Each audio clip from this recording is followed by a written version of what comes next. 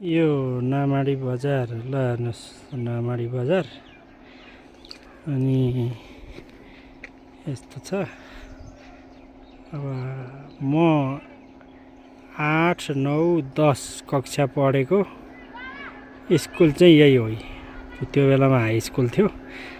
फर्पुबाट नामाडी आउनु पर्थ्यो। अनि भवन त पहिला अरू नै थियो, अहिले साना साना थियो। अहिले त अब यी आसमान छन्।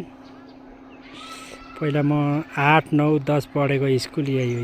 मैले शिक्षा लिएको 8, 9, 10 पढेको स्कुल। त्यो बेलामा यो रोड थिएन भन्दा नि भयो। पछि हामीले देख्दा देख्दै खन्यो। अहिले अब यस्तो भइसक्यो। अब यो बजारलाई पहिला हामी पढ्ने बेलामा टुकी बजार पनि भनिन्थ्यो। टुकी बजार। अहिले त नामाडी बजार टुकी बजार भनेर नि चिनिन्छ यो बजारलाई।